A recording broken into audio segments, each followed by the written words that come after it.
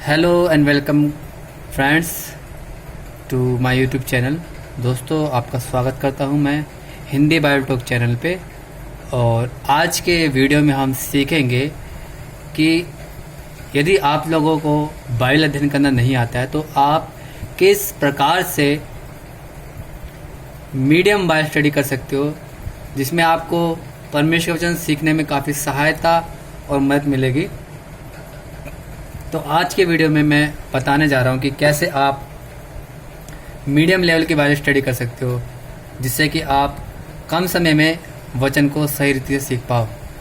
तो वीडियो को स्टार्ट करने से पहले आप सबसे गुजारिश है प्रियो, अगर आपने अभी तक चैनल को सब्सक्राइब नहीं किया या फिर आप इस चैनल पर नए हो तो कृपया इस चैनल को सब्सक्राइब कर लीजिए और साथ में दिख रहे बेल आइकन को दबा लीजिए और ऑल नोटिफिकेशन को ऑन कर लीजिए, ताकि हर एक वीडियो को कि नोटिफिकेशन आपको सबसे पहले मिल सके। क्योंकि यहाँ पर परमेश्वर वचन को सिखाने के लिए मैं वीडियो बनाता रहता हूँ। और इससे पहले मैंने एक वीडियो बनाई है प्रियो, अगर वो वीडियो आपने नहीं देखी है, जो नए लोगों को बाइबल स्टडी, जो नए लोगों के लिए, जो बिगिनर्स होते हैं, जिन्हें पता नहीं बाइबल कैसे पढ़ते हैं फिर अध्ययन करते हैं, उस लेवल की मैंने बनाई है बिगिनर्स लोगों के लिए। तो आप उस लेवल की अगर वीडियो देखना चाहते हो तो आप उसका लिंक मैं डिस्क्रिप्शन में दे देता हूँ, आप वहाँ से क्लिक करके वो वाला देख लीजिएगा अगर आपको ये वाला बाइबल स्टडी करने में थोड़ा दिक्कत आती है। और इसके बाद मैं एक वीडियो और बनाऊंगा जो कि एडवांस लेवल का बाइबल स्टडी होगा।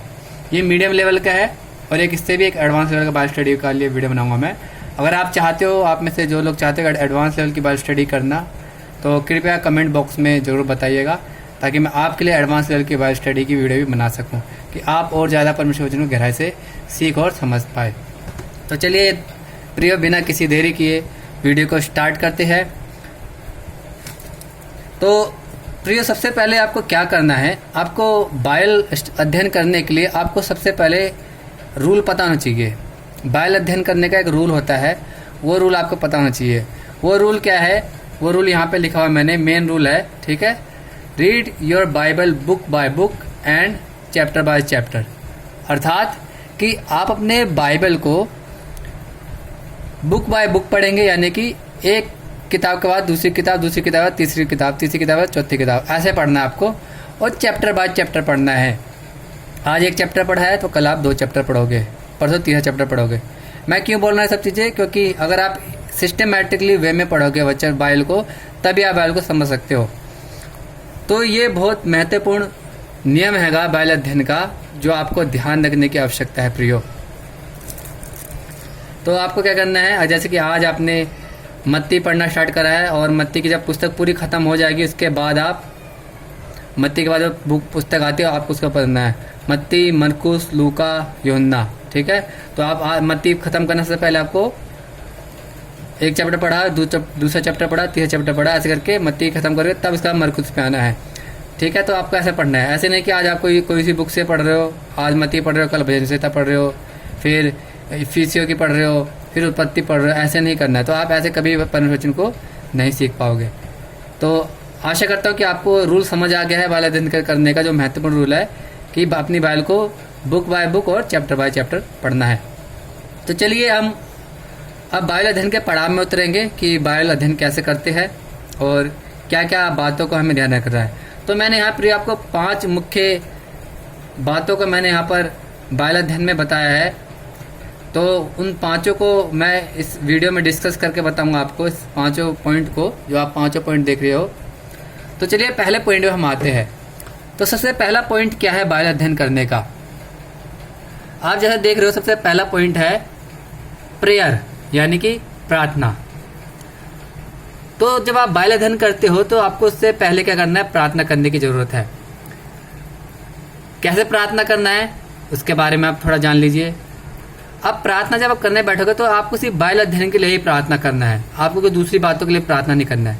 बहुत से लोग क्या करते हैं, प्रार्थना करने के लिए बैठते हैं बाइबल अध्ययन के समय, तो और दूसरी बातों को भी प्रार्थना में ऐड करते हैं, जो कि गलत है, ठीक है। आपको ऐसा नहीं करना है। अगर आपको और चीज़ों के लिए प्रार्थना करना है तो आप उसके लिए अलग से समय निकालिए। परंतु यदि आप वचन के लिए बैठे हो अध्ययन करने के लिए, तो आपको खाली वचन के लिए प्रार्थना करना है। तो कैसे प्रार्थना करना है? तो आप इस रीति से प्रार्थना कर सकते हो कि हे सर्वशक्तिमान वचन परमेश्वर, ये वचन आपका है। मैं जब इस वचन को पढ़ता हूँ कि पढ़ती हूँ, मुझे अपने बुद्धि ज्ञान से भरपूर कीजिए और दुनिया ज्ञान से नहीं, आपके ज्ञान में सीखने के लिए मेरी अगुवाई करे। मुझे बुद्धि का आत्मा दीजिए, ज्ञान का आत्मा दीजिए। मैं अपने आप को, आगे समय को आपके हाथ में सौंपता हूँ कि सौंपती हूँ, और इस प्रार्थना को धन्यवाद के साथ प्रभु यीशु मसीह के नाम से मांगता हूँ कि मांगती हूँ, आमीन।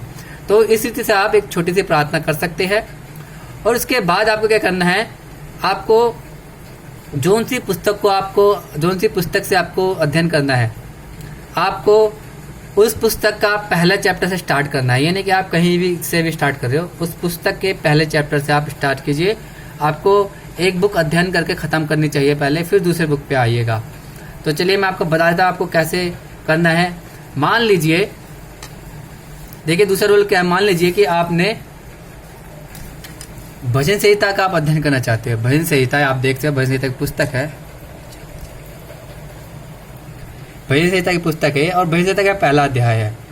तो दूसरा रूल क्या बताता है हमें कि दूसरे रूल में आपको क्या करना है। जो दूसरा इसका जो मुख्य बिंदु है, मुख्य तथ्य कह दीजिए जिसे, read a passage 3 to 4 times.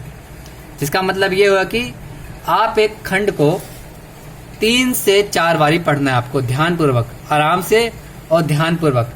क्यों पढ़ना है, ठीक है, क्यों पढ़ना चाहिए आपको 3 से 4 बारी? क्योंकि जब आप किसी पैसेज को 3 से 4 बारी पढ़ते हो तब वो पैसेज का जो क्या है, आपकी कहानी, उस पैसेज के अंदर जो कुछ लिखा हुआ आपको समझ आ जाता है 3 से 4 बार पढ़ने में। किसी भी पैसेज को आप एक बार पढ़ोगे तो आपको एक बार पढ़ने से पूरा पैसेज समझ में नहीं आएगा, ये बहुत नामुमकिन वाली बात है। इसलिए आपका पूरे पैसेज को कम से कम 3 से 4 बारी पढ़ना ही चाहिए आपको, ताकि जो कुछ भी लिखा हुआ आपको पता चल जाए कि इस पैसेज में किस चीज़ के बारे में लिखा हुआ, क्या बात हो रही है, क्या घटना है। तो देखिए जैसे यहाँ लिखा हुआ है भजन संहिता पहला, इसमें कितने आयत दे रखी है? 6 आयतें जी, 1 से लेके 6 आयत तक दे रखी है। तो आपको इस 6 की 6 आयत को 3 से 4 बारी पढ़ना चाहिए, ताकि आपको समझ आए कि इसमें क्या जिक्र किया गया, किस बारे में लिखा हुआ है इस अध्याय के अंदर, कि इस पैसेज के अंदर, ठीक है। तीसरा जो महत्वपूर्ण बिंदु है वो ये है, make at least 10 questions from passage and answer them. अर्थात जब आप पैसेज को पढ़ते हो तो उसमें से आपको कम से कम 10 क्वेश्चनों को बनाना है खुद से, उस पैसेज के अंदर से 10 क्वेश्चनों को बनाना है खुद से, और उन 10 के 10 क्वेश्चनों को आंसर भी करना है खुद से। अब कैसा क्वेश्चन बनाना चाहिए आपको, ये भी जानना आपको जरूरी है। अब देखिए जैसे कि हमारे अध्याय है भजन संहिता पहला अध्याय 1 से लेकर 6 तक। तो जब हम इसे पढ़ते हैं, क्या ही धन्य है पुरुष जो दुष्टों की युक्ति पर नहीं चलता, परंतु ना पापियों के मार्ग में खड़ा होता है, ना ठट्ठा करने वाले की मंडली में बैठता है। तो आप यहाँ से एक क्वेश्चन इस प्रकार से बना सकते हो इस पैसेज में से, मैं आपको लिख के बता देता हूँ। क्वेश्चन नंबर 1 डाल लीजिएगा आप इस तरह से। तो आप क्वेश्चन इस तरह से बना सकते हो कि इस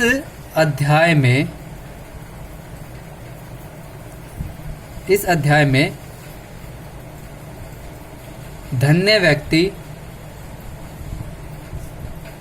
किसे कहा गया है, क्वेश्चन मार्क। तो आप इसे पढ़ोगे तो आप इसका आंसर भी खुद से दोगे, ठीक है प्रियो, क्या आंसर दोगे कि इस अध्याय में धन्य व्यक्ति किसे कहा गया है। जब ऐसे पढ़ते हो तो क्या लिखा, क्या ही धन्य व्यक्ति जो दुष्टों की युक्ति पर नहीं चलता और ना पापी के मार्ग में खड़ा होता है, ना ठट्ठा करने वाली मंडली में बैठता है, परंतु वह तो यहोवा की व्यवस्था से प्रसन्न रहता है। तो किसके बारे में धन्य व्यक्ति कहा गया? जो यहोवा की व्यवस्था यानी कि बाइबल से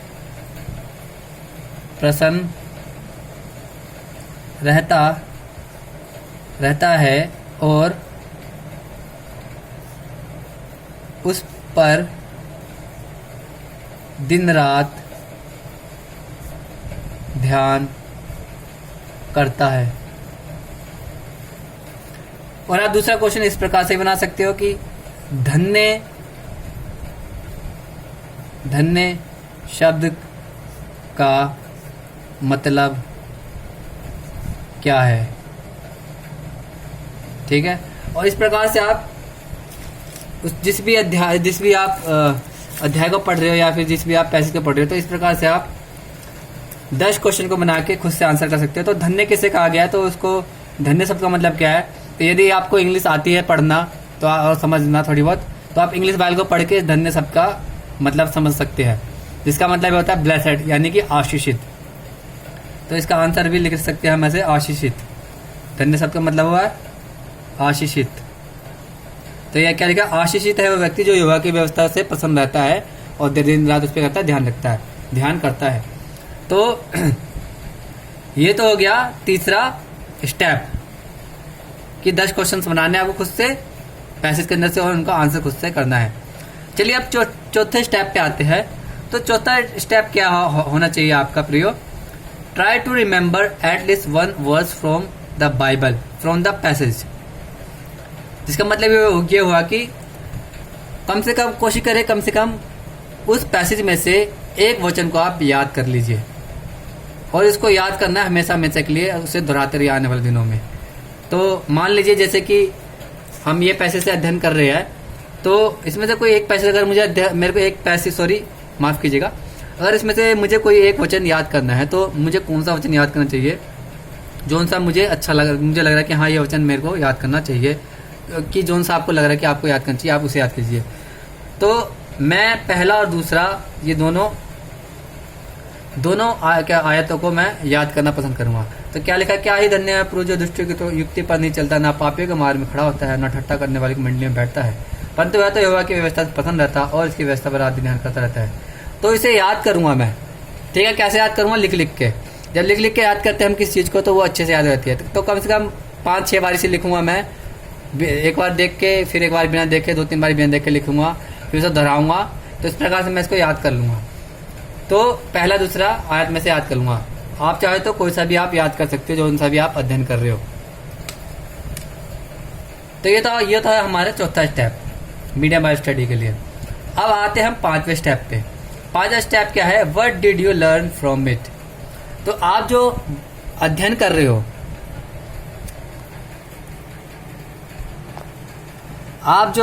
प्रियो, तो आपको जो मेन पॉइंट है बाइबल अध्ययन का वो है कि आपने क्या सीखा, यानी जिसे हम इंग्लिश में बोलते हैं एप्लीकेशन, जिसका मतलब होता है कि चीज़ों को लागू करना। सीख, एप्लीकेशन मतलब होता है सीख, क्या सीखा आपने। तो आप जब पैसेज का अध्ययन कर लेते हो लगभग पूरा, और उसके बाद आपको पैसेज को पढ़ना है एक बार फिर से लास्ट में, और उसमें सोचना है, कोशिश करना समझने की आप उसमें से क्या सीख रहे हो। तो जैसे कि अभी हम इसमें से अध्ययन कर रहे थे वैसे था पहले में से, तो इसमें से क्या सीखते हैं हम, इसमें से हम सीखते हैं, और ख़ास तौर से जैसे कि मैं कर रहा हूँ पर्सनली, तो मैं क्या सीखूंगा, मैंने क्या सीखा इसमें से, कि अगर मुझे या किसी भी मसीह भाई बहन को आशीषित होना है जीवन में, प्रभु की आशीषों को अपने जीवन में देखना है, तो उसके लिए क्या करना पड़ेगा। जैसे वचन बताता है, परंतु वह तो यहोवा की व्यवस्था प्रसन्न रहता है और उसकी व्यवस्था रात दिन करता रहता है। क्या ही धन्य है पुरुष, यानी वो आशीषित है पुरुष। और क्या जो व्यवस्था पर रात दिन ध्यान करता है और प्रसन्न रहता है, उससे वही आशीषित कहा गया है। और वो क्या है, वृक्ष के समान जो बहती नाले किनारे लगा गया, जो फलता है अपनी ऋतु में, यानी फल लाता है। तो जो वचन पे जो लोग ध्यान करते हैं, दिन रात मनन करते हैं, वो लोग क्या करते हैं, आशीषों को पाते हैं परमेश्वर की। अगर मैं दिन रात वचन पे अध्ययन करूंगा, मनन करूंगा रोज मर्रा की जिंदगी में, तो परमेश्वर मुझे निश्चय आशीषित करेगा। इसमें कोई दूसरी बात नहीं, कोई शक की बात नहीं कि परमेश्वर मुझे आशीष ना करे, ऐसा हो ही नहीं सकता।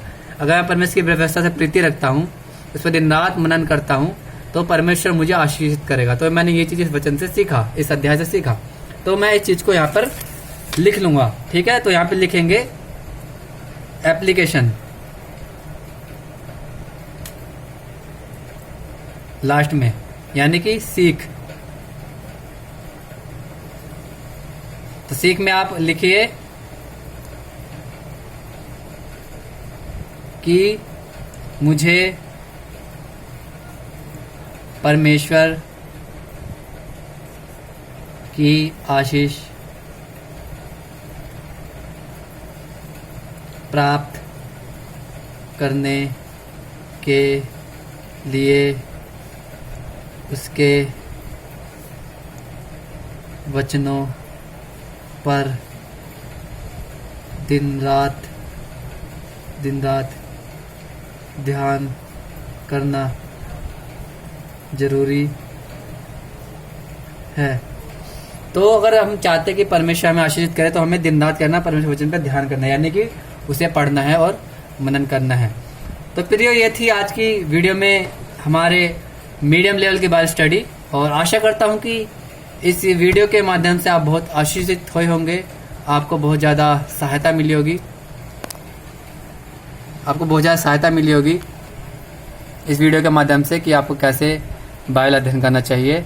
तो आज की वीडियो में इतना ही प्रियो। अगर आप चाहते हो कि एडवांस लेवल की बाइबल स्टडी की वीडियो भी बनाऊं मैं, तो कमेंट बॉक्स में कमेंट करके जरूर बताइएगा, और इस वीडियो को लाइक करना ना भूले और शेयर करना ना भूले, और चैनल सब्सक्राइब नहीं किया अभी तक तो प्लीज़ प्रियो आपसे गुजारिश है चैनल को सब्सक्राइब कर ले, और ज़्यादा लोगों तक भी शेयर कीजिए ताकि और लोग भी इस वीडियो के माध्यम से आशीषित हो सके।